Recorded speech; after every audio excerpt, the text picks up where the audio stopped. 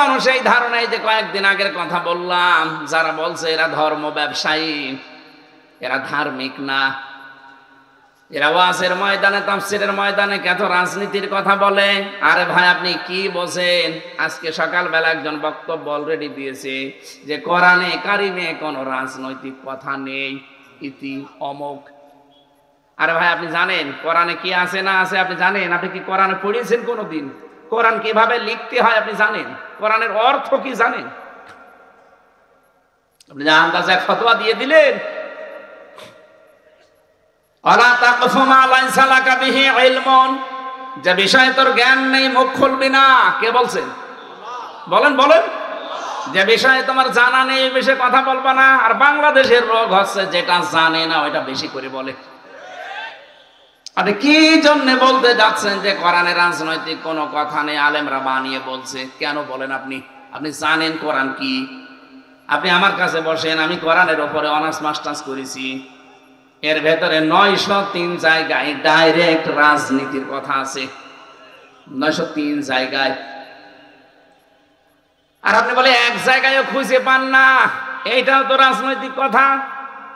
আলা ফাদ্দালানা, তুমি যে আমাদেরকে রহম দিলে, ফজল দিলে, অনুগ্রহ দিলে, এই ফজলের ব্যাখ্যা করা আছে।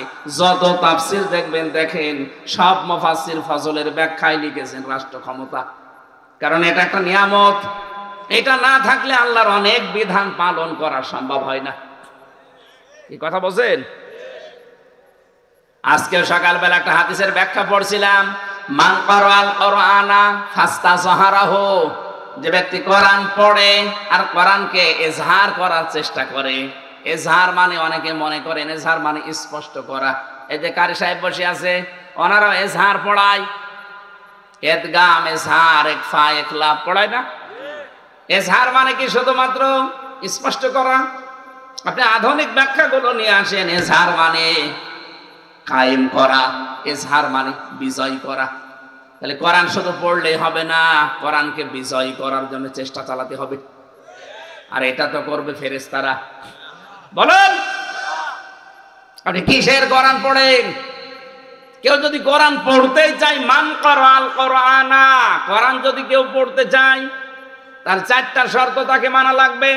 1 নম্বরে শুদ্ধ করে পড়বে, 2 নম্বরে বুঝবে, 3 নম্বরে নিজে মানবে যতটুকু বুঝেছে, 4 নম্বরে মানুষকে যেন মানতে পারে সেই ব্যবস্থা করে দেবে।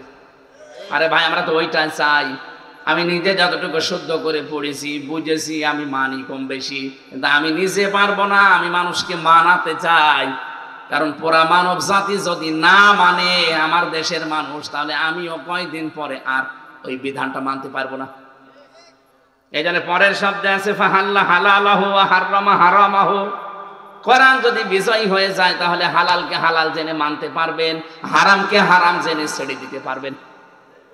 এদেশে আজ 53 বছর কোরআন বিজয়ী নেই, এই জন্য হালালকে হালাল জেনে আমরা মানতেও পারি না, হারামকে হারাম জানার পরও ছেড়ে দিতে পারি না। বলেন তো এই কথা ঠিক আছে কিনা? এদেশে হালালকে হালাল জানার পরও আমরা মানতে পেরেছি না? অনেক জায়গা আছে মানতে পারি না। এমনকি হারামকে হারাম জানার পরেও আমরা অনেকে ছেড়ে দিতে পারি না, কারণ কোরআন বিজয় নেই। এই কারণে কোরআন যদি বিজয় থাকে আপনি বাধ্য হবেন হালালকে হালাল জেনে মেনে নিতে, আর হারামকে হারাম জেনে আপনাকে মানতে বাধ্য করা হবে। মানবেন না? মানে অনেক মানুষকে এই জন্যই তো ভয় দেখানো হচ্ছে, ইসলাম যদি চলে আসে তাহলে কিন্তু হাত কেটে দেবে। আরে ভাই আপনি কি চোর নাকি যে আপনার হাত কাটা হবে? যারা চোর তাদের নাই ভয় লাগতে পারে, তার মানে আপনি চুরি করবেন এই ভয়ে আছেন। মেয়েদেরকে তারা বিভিন্ন কায়দায় বোঝাচ্ছে যে এরা ধর্মের নামে রাজনীতি করে, ধর্ম ব্যবসা করে, এদের কথা মানবেন না। ইসলাম আসলে কিন্তু আপনারা ঘরবন্দি হয়ে যাবেন। আমির জামাত পোড়াটা উল্টিয়ে দিয়েছে, উনি ঘোষণায় দিয়ে দিয়েছে ইসলাম যদি দেশে আসে সবচাইতে বেশি নিরাপদে থাকবে মেয়েরা। আর মেয়েরা এখন বিশ্বাসও করছে, কারণ তারা দেখতে পাচ্ছে যে আপনারা তাদের খালি ভোগ করার চেষ্টায় আছেন। আর সম্মান মর্যাদা যদি দিতে চায় দেশে, ইসলাম তাদেরকে দিতে পারে। আলহামদুলিল্লাহি রাব্বিল মাশরিকাইনি ওয়া রাব্বিল মাগরিবাইন আল্লাযী খালাকা কুল্লা শাইইন যাওজাইন ওয়া আওজাবা আলাইনাল ইহসানা বিল ওয়ালিদাইন ওয়া নাশহাদু আল্লা ইলাহা ইল্লাল্লাহু ওয়াহদাহু লা শারীকা লাহু وأشهد أن سيدنا وحبيبنا ومولانا محمدا عبده ورسوله سيد الكونين صلى الله عليه وعلى آله وصحبه وأتباعه أجمعين ليلا ونهارا في الطرفين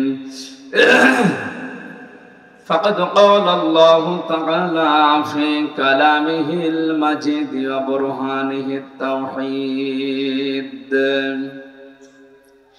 أعوذ بالله من الشيطان الرجيم بسم الله الرحمن الرحيم ولقد آتينا داود وسليمان علما وقال الحمد لله الذي فضلنا على كثير من عباده المؤمنين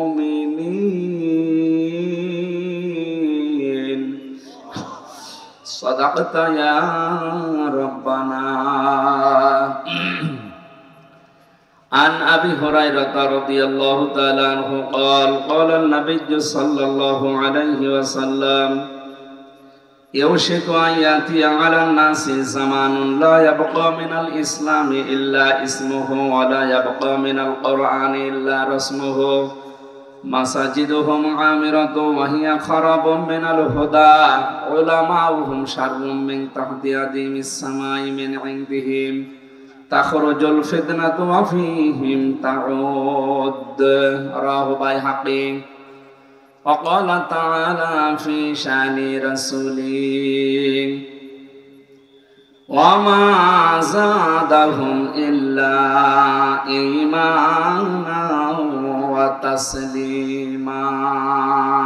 اللهم صل على سيدنا مولانا محمد وعلى آل سيدنا مولانا محمد. আলহামদুলিল্লাহ।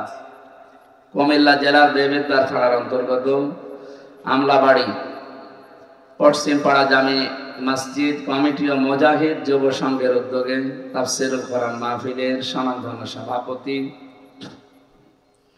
অত্র এলাকার সর্বজন শ্রদ্ধাভাজন ব্যক্তিত্ব জনাব আলহাজ জনাব মোহাম্মদ আব্দুস সামাদ সরকার দামাত বারকাতুহুমুল আলিয়া, প্রধান অতিথি আমার আরাফাতের ভাই আলহাজ ইঞ্জিনিয়ার মোহাম্মদ আলমগীর হোসেন সরকার, বিশেষ আকর্ষণ আপনাদের এলাকার সন্তান ইসলামিক চিন্তাবিদ শিক্ষাবিদ জাতীয় পুরস্কার প্রাপ্তকারী বাংলাদেশ টেলিভিশন ঢাকা মাওলানা কারি বেলাল হোসাইন আতালাল্লাহু উমরাহু ওয়া বারাকাল্লাহু ফি হায়াতি আমিন।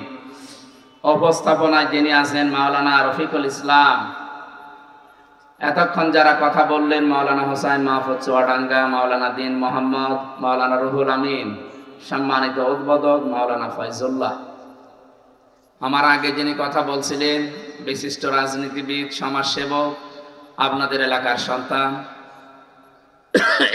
জনাব সাইফুল ইসলাম শহীদ, আরফা'না লাকা যিকরাক, সম্মান মর্যাদা দুনিয়া আখিরাতে আল্লাহ যেন আরো বাড়িয়ে দেন। মঞ্চে বসা ওলামায়ে কেরাম, সামনে বসা মুসলমান ভাইরা, পর্দার আড়ালের সম্মানিত মা এবং বোনেরা, এই মাহফিলের বরেণ্য সদস্য যারা, যাদের নাম শুনলাম যে 2টা মাস কোরআনের জন্য যারা জেলে ছিলেন, আল্লাহ যেন বিশ্ব নবীর ওই জেল জীবনের সাথে তাদেরকেও কবুল করেন। দল মত জাতি বর্ণ ধর্ম নির্বিশেষে আজকের এই অনুষ্ঠান, এটা শুধু মুসলমানদের জন্য না। কোরআনের অনুষ্ঠান যেখানে হবে এটা শুধু মুসলমান না, হাদা বায়ানুল লিন্নাস, মানুষ পদবাচ্যে যারা বিবেচিত তাদের জন্য অনুষ্ঠান। কি কথা বলেন না কেন? যদিও এতদিন পর্যন্ত আমাদের এই পাশে যারা আছে প্রতিবেশী নামে কলঙ্ক, পৃথিবীর নিকৃষ্ট জাতি হিসাবে এখন তারা পরিগণিত। এটা আমরা বানিয়ে বলছি? ভয়েস অফ আমেরিকা, মাইক্রোসফট, এগুলো সবই খ্রিস্টানরা চালায়। তারা বিশ্বের 257টা দেশের উপরে জরিপ চালিয়ে দেখেছে সবচাইতে বেশি মিথ্যা কথা বলে ভারতে, এমনকি মিথ্যা সংবাদ ছড়াতে সবচাইতে বেশি অগ্রগামী এখন ভারত। এটার প্রমাণ এই কয়েক মাসের ভেতরে আপনারা পেয়েছেন। এই যে মলম, এই জন্য হকার, এই শয়তান যে এত মিথ্যা কথা বলতে পারে। এখন আবার অনেকে 15.5 বছরে তো অনেক জালেম, এই উগ্রপন্থী হিন্দুদের, না হিন্দুরা সব খারাপ না, উগ্রপন্থী যারা, এই মোদি দাদার মুরিদ যারা, এরা একটা জঙ্গি, এ সন্ত্রাসী তামাম দুনিয়া জানে এখন।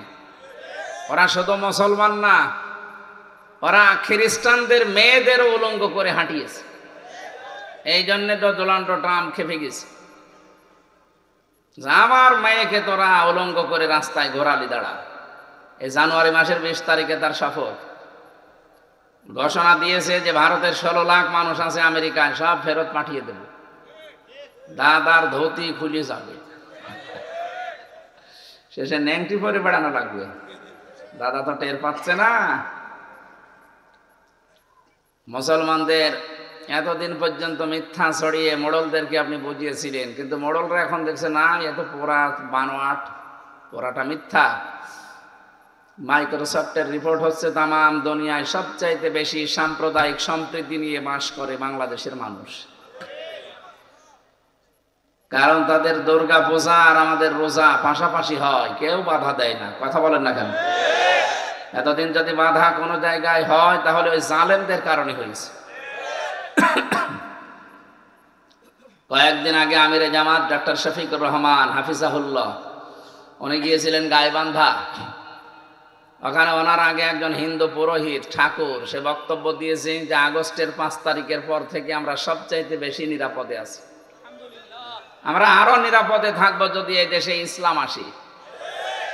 হিন্দু মানুষ বোঝে, আর অনেকে বুঝতেছে না, অনেকে এখন পাগল হয়ে গেছে। ওই প্রতিবেশীদের ফাঁদে পা দিয়ে এমনিতেই দেশটা অনেক পিছিয়ে গেছে, আবার অনেকে দেখছি ফাঁদে পা দেওয়ার জন্য উঠে পড়ে লেগেছে। তাদের কথাবার্তা শুনলে বোঝা যাচ্ছে যারা ফাঁদে অলরেডি পা দিয়েছে, কারণ তারা বলছে যে ভারতকে আপনি দুর্বল ভাববেন না, তার মানে আপনার সাথে তলে তলে কিছু হচ্ছে। এই জন্যই তো এতদিনের পুরাতন বিষয় আবার ভুলে গিয়েছিল জাতি, সেটা নতুন করে সামনে নিয়ে আসেন। চেতনাধারী মুক্তিযুদ্ধের চেতনার নাম দিয়ে, এই চেতনার নাম দিয়েই তো এ পর্যন্ত কি করলেন এই 53 বছর। চেতনার নাম নিয়ে বহু কিছু এদেশ থেকে আমরা হারিয়েছি, বুদ্ধিজীবী হারিয়েছি, আলেম ওলামা হারিয়েছি। কথা বলেন না কেন? আবার এই চেতনার নাম দিচ্ছেন। আপনার মুখে তো চেতনার কথা মানায় না, কারণ আপনার দল গঠনই হয়েছে মুক্তিযুদ্ধের প্রায় 7 বছর পর। আপনি কোন কারণে এই চেতনা নিয়েছেন? আজকে টক শো দেখলেন না দুপুরবেলা? মুক্তিযোদ্ধার এক সন্তান, সে সব অলরেডি ফাঁস করে দিয়েছে। যিনি ঠাকুরগাঁও বাড়ি, এত বড় নেতা, আপনি নিজেকে পরিচয় দেন আমি বীর মুক্তিযোদ্ধা, অথচ আপনি রাজাকারের সন্তান, এটা তামাম দুনিয়া জানে। এই সমস্ত মিথ্যা কথা বলে জাতিকে, এই রাজাকার এই শব্দটা হাসিনার তৈরি করা, এই শব্দ এই জাতি আর খাবে না। নতুন কিছু যদি দিতে পারেন সেটা দিন। এই জন্য আপনারা পাগলামি ভালো করার জন্য আমাদের বাংলাদেশে একটা জেলা আছে পাবনা, হেমায়েতপুরে অন্তত দড়ি দিয়ে বেঁধে পাঠিয়ে দেব। পাগলামি বন্ধ করবেন। এই চেতনা নিয়েই তো এই 15.5 বছর আলেমদেরকে জেলে রেখেছিল। না আমার মতো মানুষকে আপনি জেলে রাখলেন 3 বছর কোন অপরাধে বলেন? আমার নামে নাম দিয়েছে যে উনি যুদ্ধ অপরাধী, এদের পক্ষে কথা বলেন। নাউজুবিল্লাহি মিন যালিক।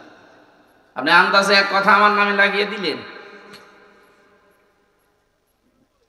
সম্মানিত ভাইরা, এই জন্য ষড়যন্ত্রে পা দেওয়া যাবে না। আমরা কিন্তু সবাই মাজলুম। এই বৃহত্তর এই দলটাও মাজলুম দল। তাদের কিছু মানুষ ভেতরে এখন এই দলটাকে কালার করার জন্য চেষ্টা চালাচ্ছে। এই ক্যান্সার গুলো সেটে বাদ দেওয়া দরকার। তাদের নিজেদের কোনো পার্সোনালিটি নেই, নিজেদের কোনো মানে জনপ্রিয়তাও নেই। এই জন্য এই মানুষগুলো দেখছি একটু উল্টাপাল্টা কথা বলছে। তারা গতকালকে একজন বক্তব্য অলরেডি দিয়েছে যে এই দেশে 15.5 বছর কোরআনের অনুষ্ঠান করতে যেমন অনুমোদিত লাগতো, আগামীতে যদি আমরা আসতে পারি কোরআনের অনুষ্ঠানগুলো বন্ধই করে দেব। আরে ভাই, আপনি একেবারে তাড়াতাড়ি এই কথা বলে ফেললেন। এগুলো একটু মনে মনে রাখা যায় না? হ্যাঁ, এগুলো আপনি সব বলে ফেলছেন, আমরা তো সব বুঝে ফেলবো। এগুলো গোপনে রাখবেন, পরবর্তীতে যদি কিছু হয় তখন আপনি দরকার হয় করি। এখনই সব বলে দিলে মানুষ তো সব জেনে ফেলবে। এই জন্যে পুলিশ গেছে বাড়িতে আসামি ধরার জন্যে। ছেলে বেরিয়ে এসেছে, এই তোর বাবা কোথায়? চৌকের নিচে পলি আছে, আমি বলবো না। অত বলেই দিয়েছে। তা আপনি তো বলেই ফেললেন যে কি করবেন। এই দেশের মানুষকে আপনি চেনেন? এদের আর যাই হোক, অন্তত ধর্মীয় বিষয়গুলোতে তখন আর দল বেদল দেখবে না। যেন আপনারা সাবধান। আর আমরা যা দেখতে পাচ্ছি, আগস্টের 5 তারিখের আগে এই দেশে মাত্র 100 জনের 15 জন মানুষ চাইতো যে দেশে কোরআনের বিধান কায়েম হোক। মাত্র 100 জনের 15 জন। এই যে জানুয়ারির 1 তারিখে রিপোর্ট এসেছে, এই দেশের 100 জনের এখন 58 জন মানুষ চাচ্ছে এই দেশে কোরআনের বিধান কায়েম হোক। কারণ মানুষ বুঝে ফেলেছে যে সবই তো দেখলাম, বাবা চালিয়েছিল, স্বামী চালিয়েছিল, ববু চালিয়েছিল, ভাবি চালিয়েছিল, চাচা চালিয়েছিল, কিছুই হয়নি। এখন শুধু বাকি আছে কোরআন দিয়ে দেশটা চললে কেমন দেখা যায়, এটা দেখতে বাকি আছে না? আর আমি যতটুকু বাস্তবতা আমি জানি, এই সারা দেশ ঘুরছি, এ দেশে যারা টুপি মাথায় দেয় শুধু, এই মানুষগুলো যদি শুধু এক হয়ে যায়, আর এক হবে, বাধ্য হবে এক হতে, তাহলে কোরআনে কারিমে দেশে আমার আল্লাহ কায়েম করে দেবে ইনশাআল্লাহ। ওইটা দেখার আশায় আছি। মরণের আগে যেন দেখতে পারি যে কোরআন দিয়ে 56,000 বর্গ মাইল চলছে। আমাদের আর কিছু লাগবে না। কথা বলো না কেন? দেশটা মিনি জান্নাত হয়ে যাবে। চাঁদাবাজির ঠেলায় অনেকে অস্থির হয়ে যাচ্ছেন। কিসের চাঁদাবাজি? আমিরে জামাত ঘোষণায় অলরেডি দিয়েছে, যদি ইসলামে দেশে আসে তার পরের দিনে দেশ থেকে চাঁদাবাজি ঝাঁটিয়ে বিদায় করা হবে। ভিক্ষা করে খেতে পারেন না, পায়খানা খাবেন, দরকার হয় চাঁদাবাজি না করি। হ্যাঁ, অসুবিধা নেই। পায়খানা খেলে একটা গোনা হবে, চাঁদাবাজি করলে ডবল গোনা হবে।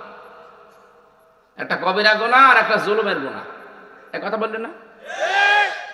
আপনি যদি কোনো মুসলমানের মাথায় বাড়ি দেন একটা গোনা হবে, আর হিন্দুর মাথায় বাড়ি দিলে ডবল গোনা হবে। একদিকে জুলুম আর একদিকে আমানতের খেয়ানত। এই জন্য তারা আমাদের কাছে আমানত। হিন্দু ভাইরা ভুল বুঝবেন না, আমরা জানি আপনারা ভুল বুঝতেছেন না, কিন্তু কিছু আছে উগ্র যারা মসজিদ ভাঙে, আল্লাহর ঘর ভেঙে ফেলছেন আপনি। যারা এগুলো করছেন আমরা কিন্তু জানি কারা আল্লাহর ঘর ভাঙার সাথে জড়িত। বাবরি মসজিদ থেকে শুরু করে কতগুলো মসজিদ ভাঙলেন। গতকালকেও একটা মসজিদ ভেঙেছে। কি ধোয়া তুললেন? ভুয়া একটা ধোয়া তুলেছি যে মাটির নিচে এখানে নাকি মন্দির ছিল 500 বছর আগে।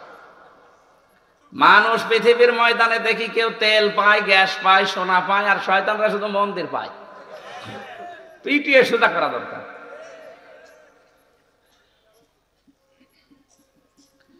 হাজার হাজার বছর আগে, 1500 বছর আগের কথা।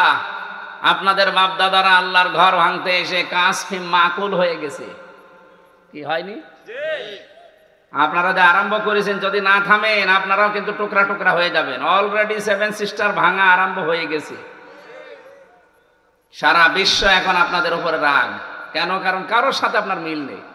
আফগানের সাথে মিল নেই, পাকিস্তানের সাথে মিল নেই, মালদ্বীপের সাথে মিল নেই, নেপালের সাথে মিল নেই, ভুটানের সাথে মিল নেই, মায়ানমারের সাথে মিল নেই। আমাদের সাথে মিল ছিল, কন্যা ছিল, কন্যা নেই, মিল নেই।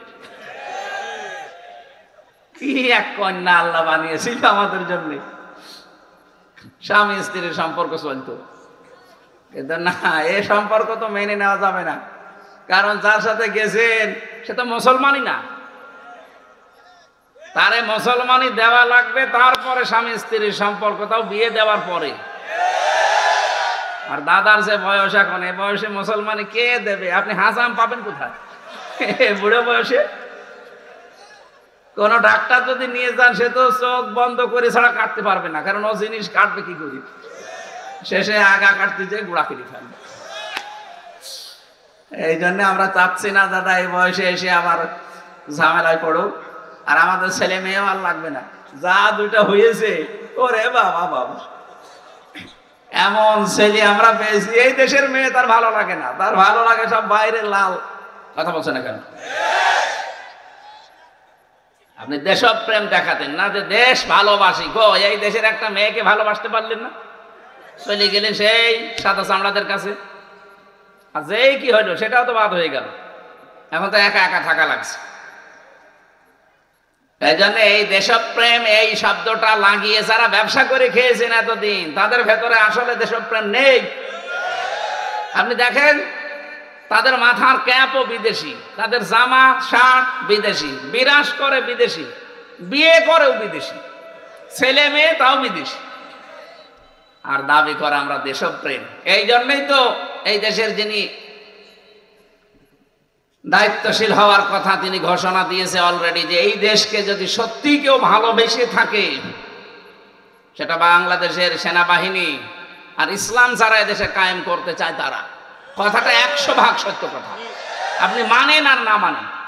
আপনাদের আমরা দেখতে পাচ্ছি না, চরিত্র যদি এখনই এই শুরু করে, এখনো তো দিনকাল পড়ে আছে, যারা অলরেডি এই ঘোষণা দিতে পারে যে আমরা তাদের চাইতে একেবারে বন্ধ করে দেব কোরআনের প্রচার, ধর্ম ব্যবসায়ী নাম দিয়ে দেন কোরআনের প্রচারকদের। আপনি মানুষ, আলেমরা কি তার বাবার কথা এসে বলে? আমার মনে হয় নবী যদি এখন থাকতো, ওই শয়তানরা নবীকেও ধর্ম ব্যবসায়ী বলতো। কি বলতো না? কারণ নবীর ওই কথাগুলোই তো আমরা প্রচার করছি। আমাদেরকে যদি আপনি ধর্ম ব্যবসায়ী গালি দিতে পারেন, মদ ব্যবসায়ীর সাথে তুলনা দিয়েছে, ওনার ঈমান নেই, সে যেই হোক, উনি মারা গেলে ওনার জানাজা পড়া জায়েজ নেই। এই জন্য উনি যদি তাওবা না করে, দেশের আলেম ওলামা কিন্তু সিদ্ধান্ত নেবে সামনে, যে যারা এরকম কোরআন বিরোধী, নবী বিরোধী, আলেম বিরোধী যারা, তাদেরকে এমন শিক্ষা দেওয়া লাগবে আগামীতে যেন জাতি, অন্তত যারা জালেম, রাম আর বাম যারা আটকে ওঠে। মাওলানা মামুনুল হক 3টা বছর আমার সাথে মাঝে মাঝে বলতেন যে হামজা, বাইরে যদি যেতে পারি তাহলে কোনো জালেমের, কোনো কাফেরের জানাজা পড়াবো না, পড়বো না, পড়াবো না। কি বলেন ভাই আপনি? বারবার আপনি কাফের পেলেন কোথায়? আমি কাফের নেই মানে? যারা কোরআনের অনুষ্ঠান বাধা দেয়, ওই জামানায় দিত আবু জেহেল, আর এই জামানায় দেয় এরা, তাহলে এরাও কাফের। প্রশ্ন আসতে পারে, হ্যাঁ আবু জেহেলের সাথে তুলনা দিলেন, আরে ভাই আবু জেহেল আর তার তুলনা মানে কি? আবু জেহেলকে যদি জিজ্ঞাসা করা হতো যে আকাশ আর জমিন কে বানিয়েছে, ও গ্যারান্টি দিয়ে বলতো আল্লাহ বানিয়েছে। কি আমি বানিয়ে বলছি এটা? ওয়ালাইন সালতাহুম মান খালাকাস সামাওয়াতি ওয়াল আরদা ওয়া সাখখারাশ শামসা ওয়াল কমার লা ইয়াকুলুন্না আল্লাহ। এই যে লামে তাকঈদ নুনে সাকিলা, ও গ্যারান্টি দিয়ে বলতো আল্লাহ বানিয়েছে এগুলো। তাহলে তার আইন বলে না, আইন চলবে আমার নিজের বানানোটা। আজ এই দেশে আপনি যারে জিজ্ঞাসা করেন, ও কিন্তু বলবে আসমান জমিন আল্লাহ বানিয়েছে। না, ওনার কথা এখানে আমরা চালাতে দেব না, এটা ধর্ম নিরপেক্ষ রাষ্ট্র, এই উল্টা পাল্টা একদম বাগডুম বলে মানুষকে বোঝায়।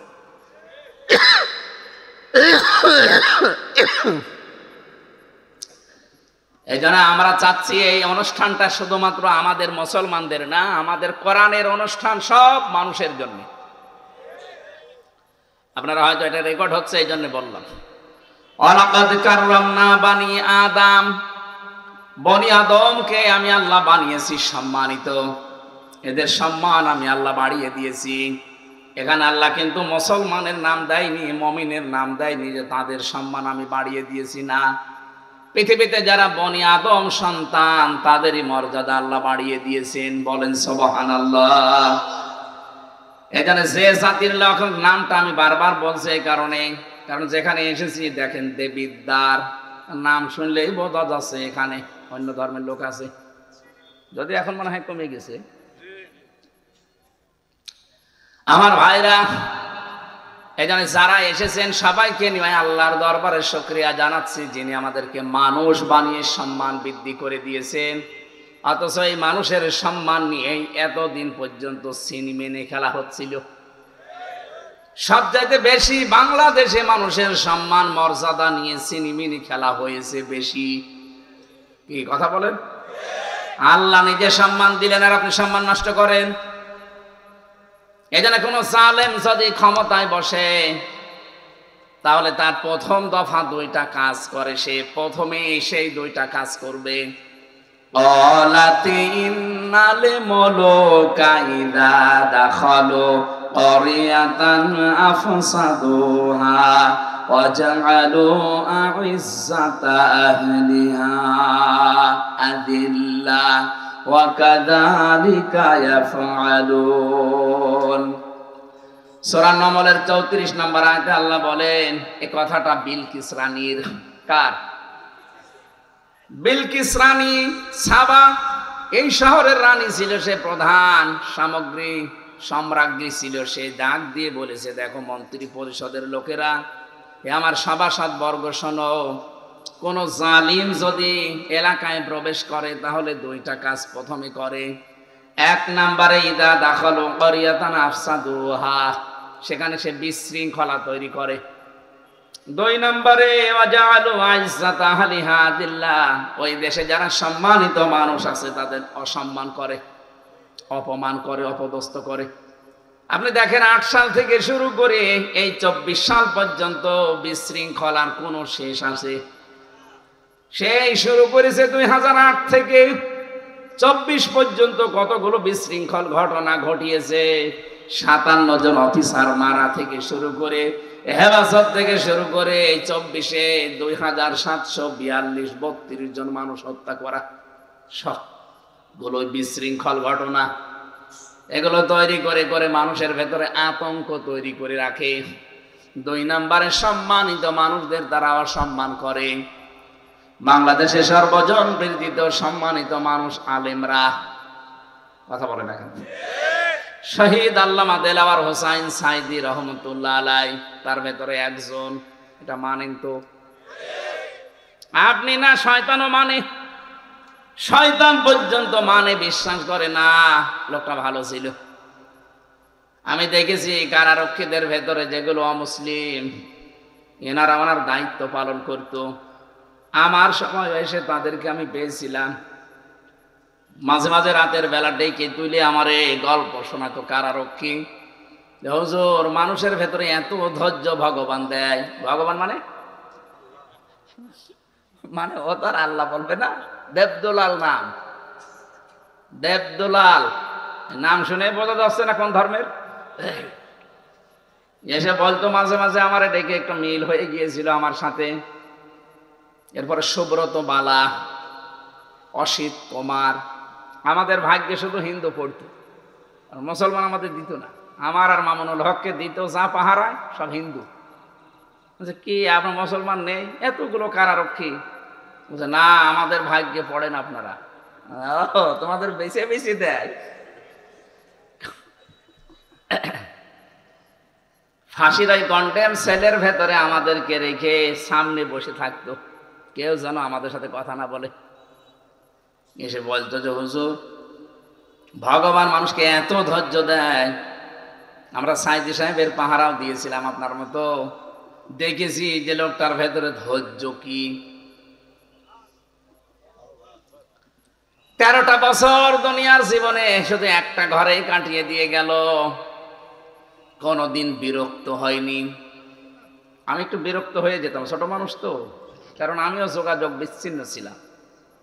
তারপরও মাওলানা মামুনুল হক ভাই আমার সাথে ছিল, আমি অনেক সাপোর্ট পেয়েছি লোকটার। শুকরিয়া আছে, আল্লাহ তাকে হায়াতে তাজ্জেবা সিহাতে কুল্লিয়া দান করুন। আপনাদের পাশের জেলা এটা কুমিল্লা না? কুমিল্লার একটা সন্তান ছিল মুফতি আমিনী সাহেবের জামাই মাওলানা সাখাওয়াত হোসেন রাজি হাফিজাহুল্লাহ, ভালো ভালো আলেম একজন,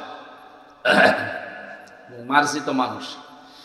উনিও আমার পাশের ছেলে ছিল, অনেকদিন ছিল লোকটা। এই যে মানুষগুলোর আমরা ধৈর্য দেখলাম, আপনার ভেতরে মাঝে মাঝে আমরা অস্থিরতা দেখি কেন? মনে ওই মানে তো আমি এখনো যেতে পারিনি। কোথায় আল্লামা দেলাওয়ার হোসাইন সাইদি আর কোথায় হামজা, তার পশমের সমান হতে পেরেছি আমি। আপনি আমার ভেতরে ওনারে খোঁজেন। যাই হোক, যে সম্মানিত মানুষদেরকে যারা অসম্মান করে, অপমান করে, এটা জালেমের 2 নাম্বার কাজ। বাংলাদেশে যে 2টা কথা বললাম কোরআন দিয়ে, 2টাই অলরেডি ঘটিয়েছে। কথা বলেন না কেন? তার মানে এরা জালেম। কোরআনের কাছে জিজ্ঞাসা করলেই পাওয়া গেল, আর দরকার নেই। আর একটা আয়াত আছে জালেমদের আরো 2টা কাজের বর্ণনা পাবেন ওখানে। সূরা বাকারা 2 নাম্বার পারা 11 নাম্বার পৃষ্ঠা 2 নাম্বার লাইনে আছে। রব্বুল আলামিন জানিয়েছেন ওখানে, ওয়াইদা তাওয়াল্লা সাগা ফিল আরদি লিইফসিদা ফিহা ওয়া ইহলিকাল হারসা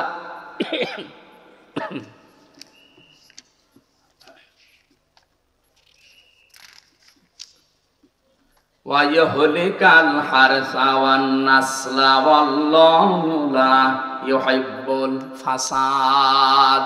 এখানে 2টা কথা আছে জালেমদের। এজন্য এই কাজগুলো যদি সামনে কেউ করেন, আপনিও কিন্তু কিয়ামতের দিন আল্লাহর মামলার আসামি হয়ে উঠবেন। কারণ জালেম যারা, তারা হামজার মামলার আসামি না, ওরা সরাসরি আল্লাহর মামলার আসামি।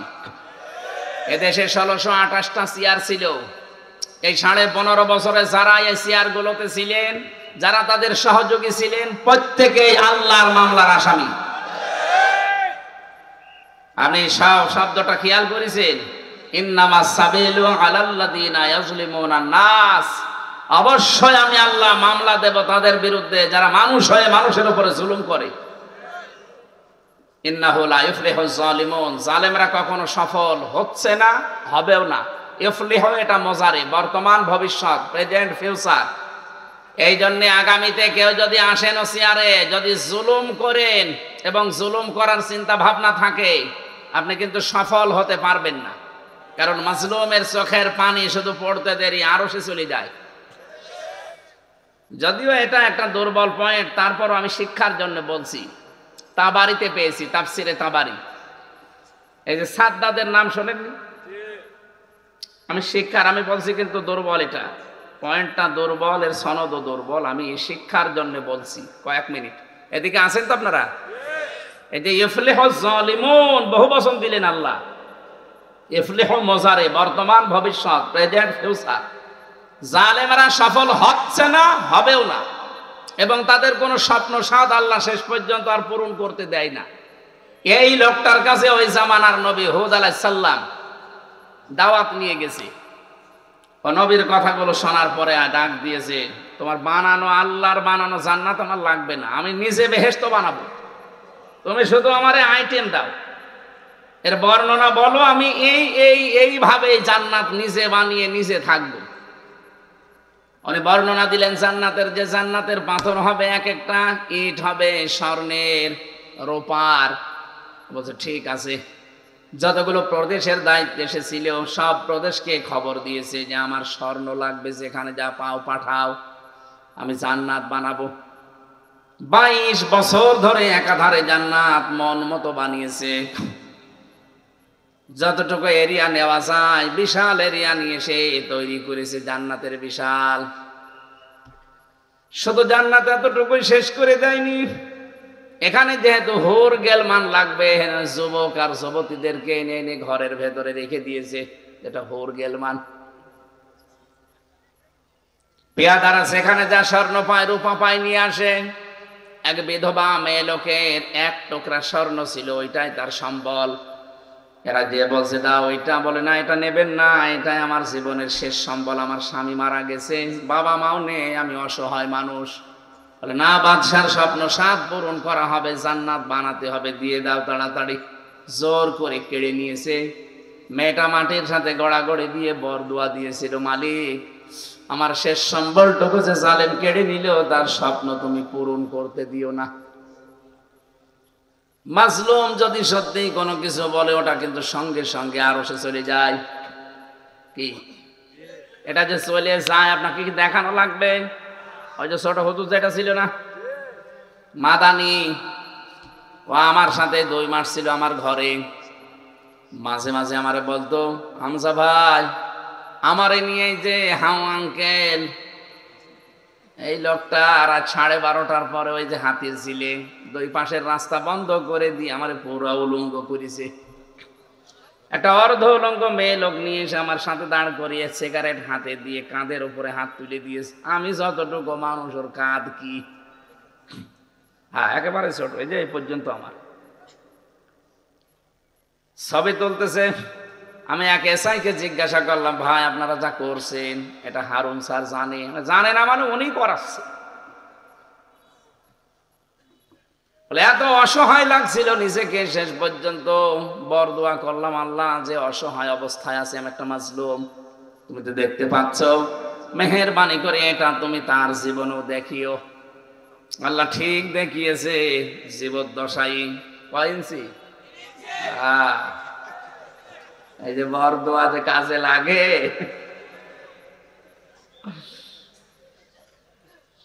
নামও পাল্টিয়ে গেছে ওনার, এখন আর ওনার হারুন বলে কেউ চেনে না, হাউ আঙ্কেল। কি আঙ্কেল? How, how uncle. মেয়েটা যখন মাটির সাথে গড়াগড়ি দিয়ে কথা বলছিল, ওরা স্মরণটা ঠিক নিয়েই চলে গেল।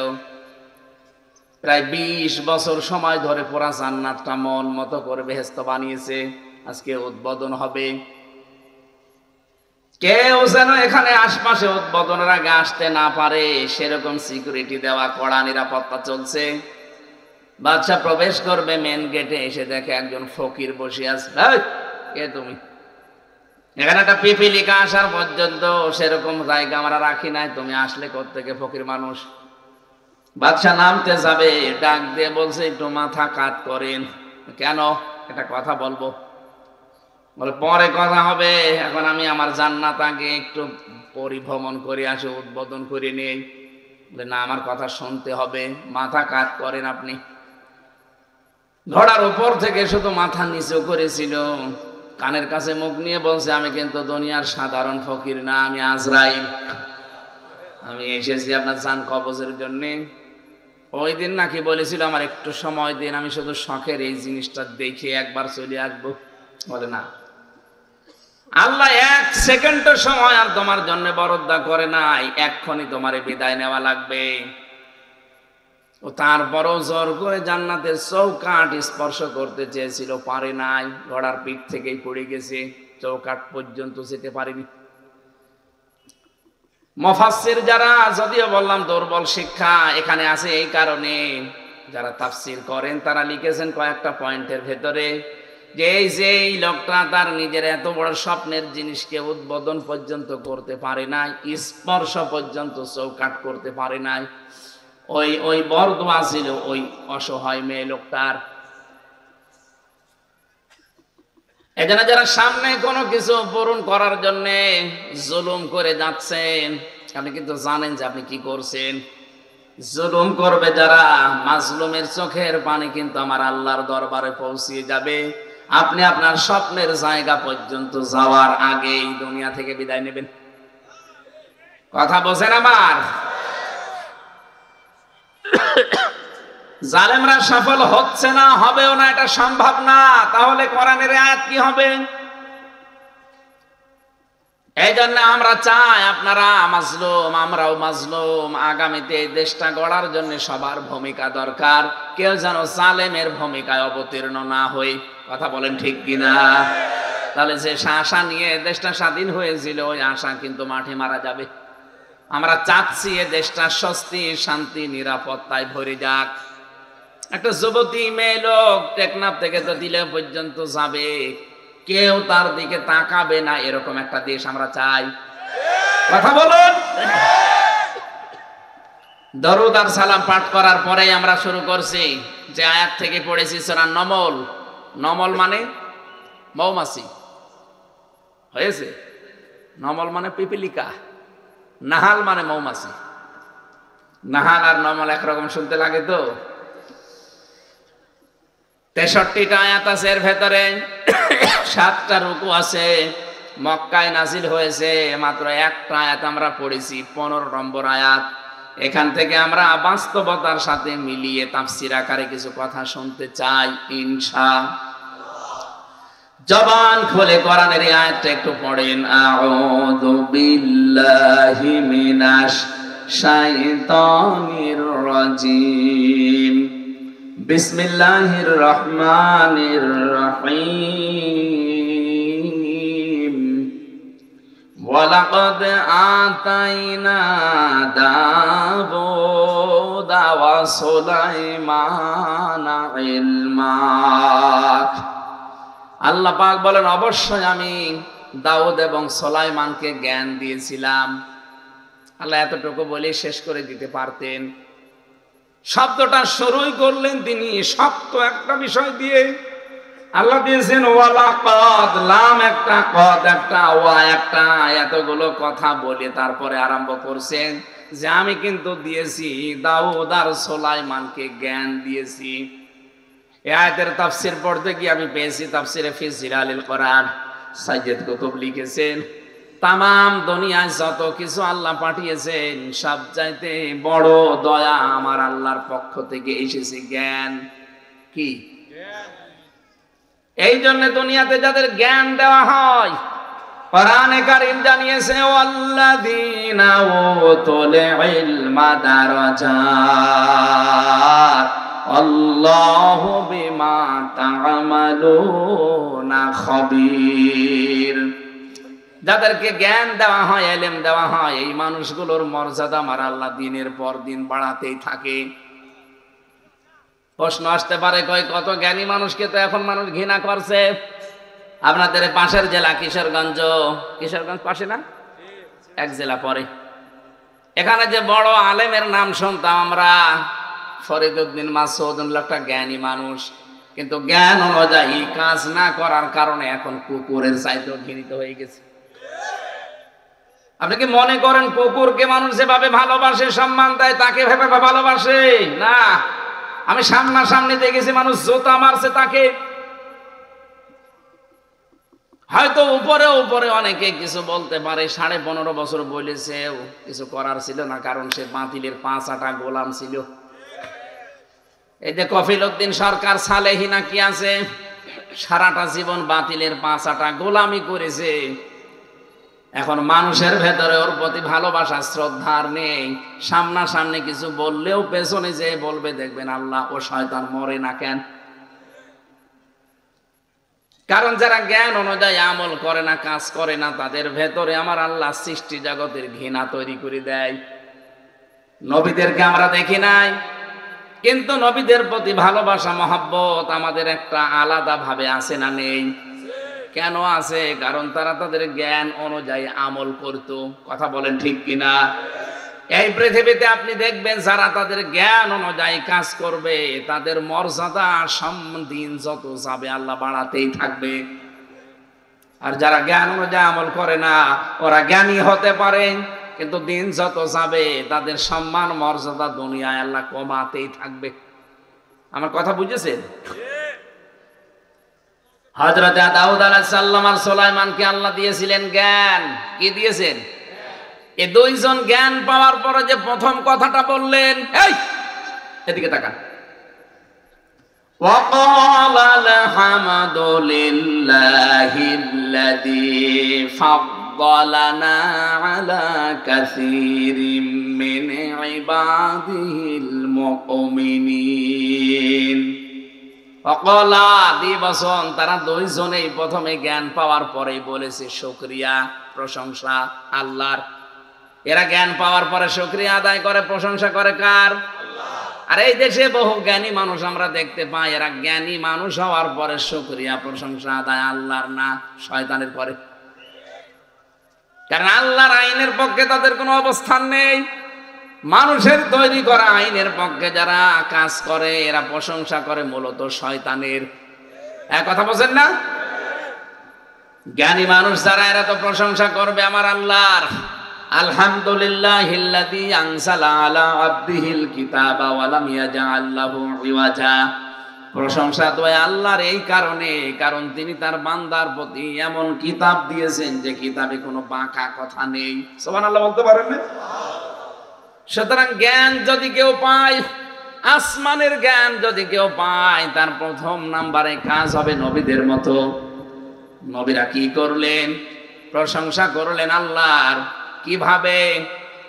আল্লাহ পাক বলেন ফাদ্দালানা আলা কাসীরিন মিন ইবাদিহিল মুমিনিন। তারা দুইজনেই বলেছে মাবুদ আমাদেরকে তুমি তামাম পৃথিবীর মুমিনদের উপর একটা আলাদা সম্মান তুমি দিয়েছো, এই জন্য তোমার প্রশংসা শুকরিয়া আমরা আদায় করছি এই জ্ঞানের কারণে। এখানে শব্দটা আমি দেখেছি তাফসীরের ভেতরে মিন ইবাদিহিল মুমিনিন, তোমার মুমিন বান্দাদের ভেতরেও তুমি আলাদা ভাবে আমাদেরকে সম্মান দিলে, এমনকি তুমি আমাদেরকে মুমিন বানালে। এ বাংলাদেশে 18 কোটি মানুষ, এর ভেতরে যারা সত্যিকারের ঈমানদার, যে মানুষগুলো এই বান্দা বান্দীদের ভেতরে ঈমান আনতে পেরেছে, নারী পুরুষ, তারা যেন অন্তত এখনই শুকরিয়া আদায় করে নেয়, আল্লাহ তুমি আমাকে ওদের মতো বানাতে পারতে, আলাদা ভাবে একটু আমাকে নিয়ামত দিয়েছো, অন্তত ঈমানের যে বিশাল দৌলতটা আমারে দিয়ে আমাকে দুনিয়ার আখিরাতে সম্মান বৃদ্ধি করে দিয়েছো। পৃথিবীতে হয়তো অনেকে ঈমানের কদর না বোঝার কারণে আমার উল্টাপাল্টা কথা বলে, তো ঈমানের মর্যাদা দাম কি এটা তো আমি এখন টের পাচ্ছি। এখন আমার প্রশ্ন হচ্ছে, তিনি কেন আল্লাহর বান্দাদের কথা না বলে মিন ইবাদিহিল মুমিনিন বললেন? যে মুমিন বান্দাদের থেকে তুমি আমাদেরকে আলাদা ভাবে একটা ফজল দিলে, অনুগ্রহ দিলে। এই যে ফাদ্দালানা, তুমি আমাদেরকে ফজল দিয়েছো, আমাদের মর্যাদা সম্মান বাড়িয়ে দিয়েছো, এই মর্যাদা কি?